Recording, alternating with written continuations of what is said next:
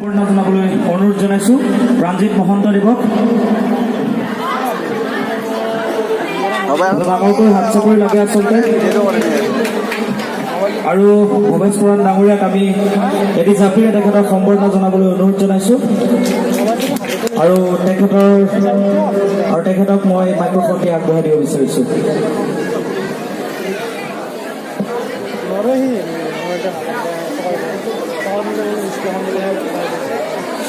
শ্ৰদ্ধাৰ নজন সংঘৰ উদ্যোগত অনুষ্ঠিত 30তম ৰঙালী বিহু সন্মিলনৰ সভাপতি মহাশয়,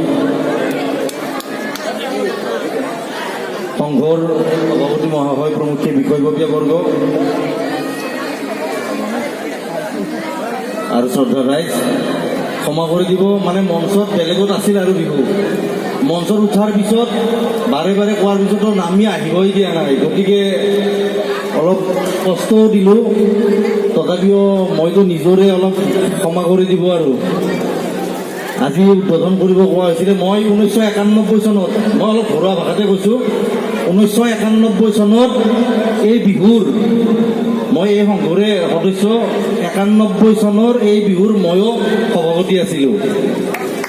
তো গতিকে আৰু গাঁও হিচাপে যদিও আদাবাৰী মই পতাল দিছিলোঁ, তো গতিকে সেই হিচাপে সংঘৰো মই সদস্য আৰু সংঘৰ বিষয়ববীয়া এই গাঁৱৰ মোৰ সকলোকে দাদা, কাৰোবাক ভাইটি, কাৰোবাক কিবা খুৰা এনেকেই মাতোঁ।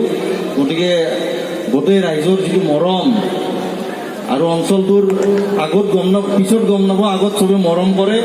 এই মৰমৰ আলমত, মৰমৰ সুবাদতে আজিও জীয়াই আছোঁ। কথা হ'ল, চবতে কৈ অহা কথাটো মই কৈছোঁ, কথাটো যে আমাৰ যিটো আগতে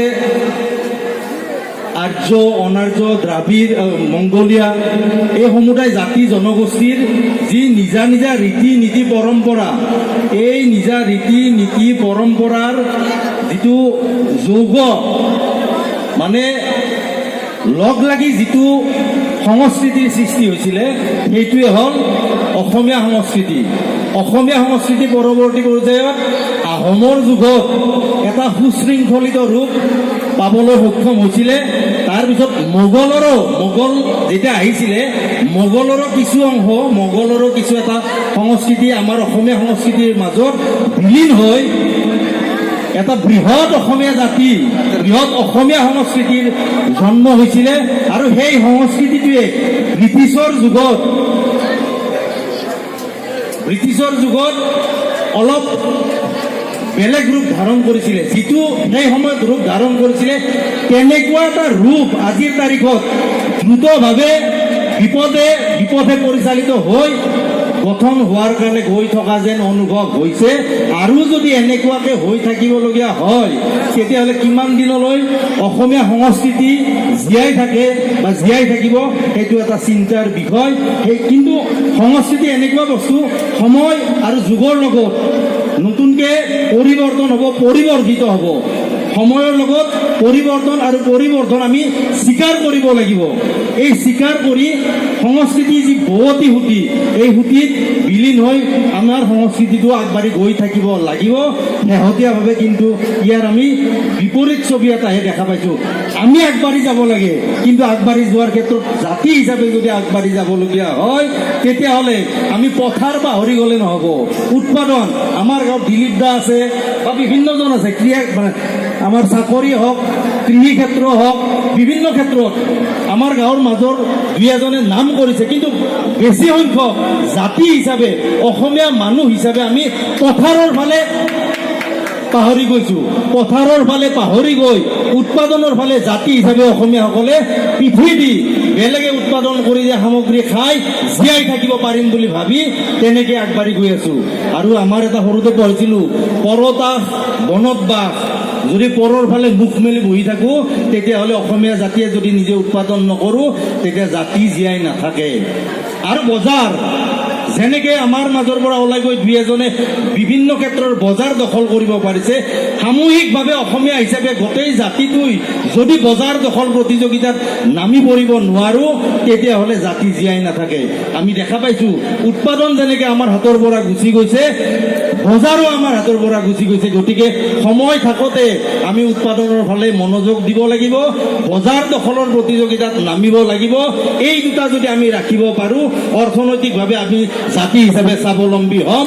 নহ'লে জাতীয় অৰ্থনীতি কোনো বেলেগে আহি বেংকত 1,000 টকা সোমাই দি জাতীয় অৰ্থনীতি গঠন কৰি নিদিয়ে। ৰাজপথত চিঞৰি থাকিলেও নহ'ব, আহয়া ওলাই আহ বুলি অসমীয়া জাতিক কোনেও ৰক্ষা কৰি নিদিয়ে। আজিৰ তাৰিখত সকলোৱে ৰাজপথত চিঞৰি আছোঁ, অসমীয়া ভাষা কোৱা মানুহৰ সংখ্যা কমি গৈছে। যদিও অসমীয়া ভাষা কোৱা মানুহৰ সংখ্যা বাঢ়িবলগীয়া হয়, অসমীয়া মানুহ বাঢ়িব লাগিব। অসমীয়া মানুহ বাঢ়িব লাগিলে কি কৰিব লাগে আমি সকলোৱে জানো, তেনেকুৱা ব্যৱস্থা হাতত লওঁ, সেইটোও আমি পাহৰি গৈছোঁ।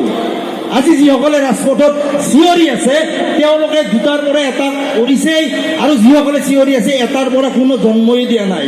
গতিকে আমাৰ যদি অসমীয়া মানুহ জন্ময়ে নহয়, অসমীয়া ভাষা কোৱা মানুহ যদি জন্ময়ে নহয়, তেতিয়াহ'লে অসমীয়া ভাষা কেনেকৈ বৃদ্ধি হ'ব আপোনালোকে চিন্তা কৰক।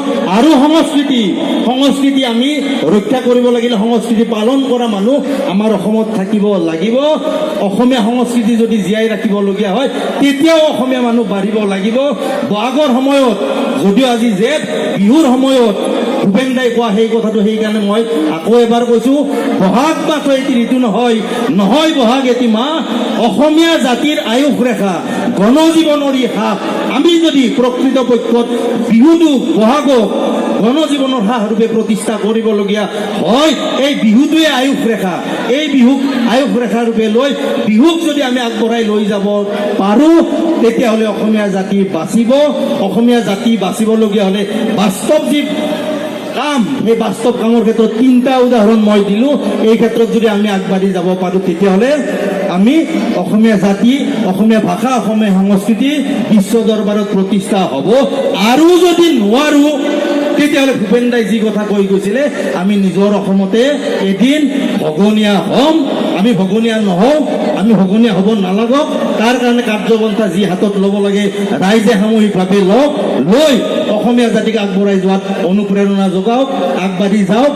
তাকে শুভেচ্ছা কৰি বিহুৰ বতৰত আজি উপস্থিত শ্ৰদ্ধা ৰাইজক শুভেচ্ছা জনাই, বিচাৰক মণ্ডলীক শুভেচ্ছা জনাই, সকলো ক্ষেত্ৰৰ কৰ্মী, লাইট, চাউণ্ড ইঞ্জিনিয়াৰ সকলক শুভেচ্ছা জনাই, সংঘ আৰু বিহু আমাৰ উদযাপন সমিতিৰ বিষয়ববীয়াক শুভেচ্ছা জ্ঞাপন কৰি, মোক যি কাম দিয়া হৈছিলে বিহু প্ৰতিযোগিতা উদ্বোধন কৰাৰ কাৰণে, মোৰ কথাৰ মাজেদি আপোনালোকক শুভেচ্ছা জ্ঞাপন কৰি বিহু প্ৰতিযোগিতা উদ্বোধন হোৱা বুলি ঘোষণা কৰিছোঁ।